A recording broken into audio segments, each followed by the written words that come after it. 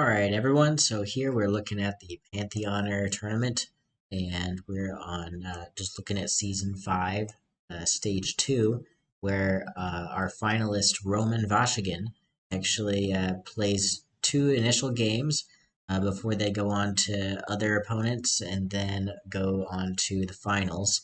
But we're just going to cover the first two games here in a short little video here. Um, so watching how a pro plays, I guess, let's just step right in and view the replay according to Roman's perspective. Roman's actually been climbing the ranks pretty well. They won this Pantheoner tournament, and then from there they've been doing very well with some other games, and now they're in 70th place. So yeah, we'll just step right in. So right now, Roman's going to they're going to take the Appian Way. That just makes sense, right? And then they're going to be left with Mausoleum. I'm sure they're loving that because the two best wonders there were Appian Way and Mausoleum. Not many games have you getting both of the ones that you want. Wow. And then their opponent picked Great Library. I guess their opponent didn't want any extra turns. Maybe they're thinking they just are going to give this game up. Maybe they don't understand the game. But that's all right. You can still learn something from watching somebody play suboptimally. Everybody's going to play suboptimally, so yeah, you're always learning. All right, so we're going to see Lock going to put a divine theater or the divinity Greek divinity close to themselves. Roman's probably fine with that. You generally want the Greek ones close to your opponent, anyways. All right, so Roman going to take a Roman's economy is just clay right now. Roman putting a Phoenician god close to themselves, but not too close to themselves. They're holding out for a hero there. Maybe a good god card being close to themselves, very close to themselves. The risk there is that Roman one gets put on Roman's side, RomanVashchegin's side. Yep, that's the risk that happens if you put one that I'll pause it here. If you put one that's really good right there, hoping to get the gate or raw right here, you end up getting something else put there. And it looks like it didn't pause, but that's okay. That was all I wanted to explain. Lock gonna build a wood reserve for 2 coins. And oh, the pause is just laggy. Okay, so now we're gonna begin again. Roman going to take the glassworks, and that unfortunately allows Lock to take the raw god, or at least see if raw is going to be in this game or not. And we're going to see what Lock does. They do that, and then where are they going to put the god? They're going to put raw close to themselves, maybe put raw close to themselves, potentially. See, going to the end of the game, Roman discarding the military card, because that's what you do with military cards. Lock gonna build the altar for free. They've got 2 blue cards so far. Common trend for the newer players, taking blue cards. Lock gonna put another Greek divinity close to themselves. They've got a Greek, an Egypt, and then a Greek on their side. Whereas Roman's closest is a Roman. Not by himself, but by Lock. But Gate's gonna be in the middle on Roman's side. Alright, Lock going to get the clay reserve, the only reserve taken this whole entire game. Roman actually going to take a blue card themselves, wanting to keep up in points. I wonder who discarded the yellow cards that are in the reserve. It just is crazy to me to discard those cards, but we'll see how this ends up playing out. I think Lock was discarding him, and Roman's like, well, if you're going to discard him and not take him, that's fine with me. Okay, so yeah, leave the yellow cards for your opponent. If your opponent is just going to discard them, take the brown cards. It's better for your opponent to discard the yellows, as opposed to they take a brown and you take a yellow. You may still be at a disadvantage there. All right, so but generally yellow is better than brown. All right, so Roman going to build Mausoleum and then take a yellow card. It just sucks having only 2 coins per discard. Sorry. If you have 1 yellow card, that just makes the world a whole lot better every single time you discard. And we're going to see Roman discard and get 3 coins instead of 2. Or not. Nope, they're going to build the dispensary, of course, so they can take strategy. Okay. Taking strategy instead of theology. Very interesting. Well, they do have to watch out for military, that's true. Lock really pushing in military, even though they put Mars close to their opponent. odd choice. Or maybe Locklock's hoping to spend 8 coins for Mars. Locklock probably going to take the final 2 shield military, I would imagine. Oh, yeah, it's going to cost them 5 coins, but they're going to do it. Yeah, so now Locklock really putting the pressure in military. Roman can't afford the other 2 military. No more 2 militaries in H2. However, there is still Mars close to Roman. Roman's got a 3 discount offering token they use to get Mars, pushing military towards the middle a little bit, but still hanging on the 5-point side of Roman's side. Roman going to construct a wonder, constructing the Appian Way to check out the flip.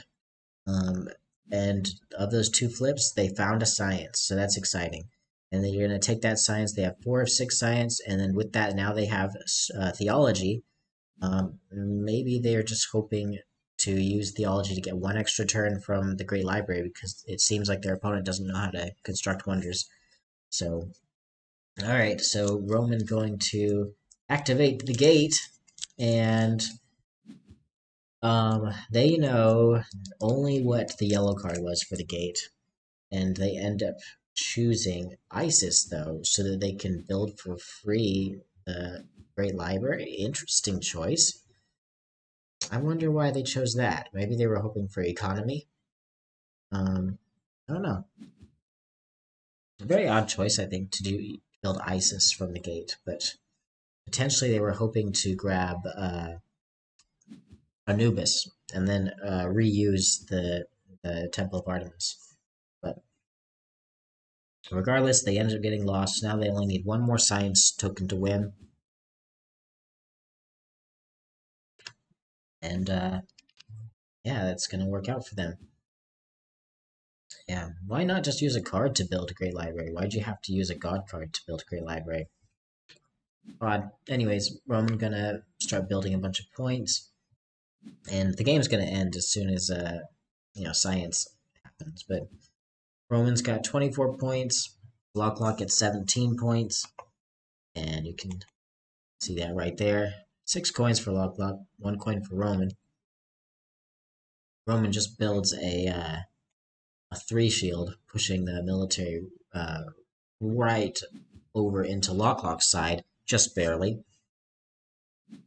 Locklock going to get the Greek Grand Temple for free. Roman discarding the port for 3 coins. Yeah, the discard rate for both these players for coins is just very low. Wish there was a better term than discard rate. Let me know in the comments if you have a better... It's not supposed to be discard rate. It should be like coin per discard rate or something. But yeah, you need to have 3 coins per discard to really do anything good. If you have 2 coins per discard, it's going to be very hard to win. Alright. Roman going to build the Senate for free. It's a 21 to 29 points. Eventually, the science that Roman needs is going to be revealed. They've got 10 coins. They can afford it. That's always a fear, going science, if you can't afford it. They can afford it. It was a 6-coiner. It got revealed, and they win that game in science. Alright. So now we go on to their next game, where they end up facing Yathei. And we're going to speed through this one. So, what is Roman going to do? So, against Yathei, let's see if there's anything interesting here. At the start of it, we see the Sphinx and Piraeus out there. We also see a ton of yellow cards, so the person who's starting is going to have their choice of the first ones. I would imagine Roman's going to take the Tavern first. Well, let's see.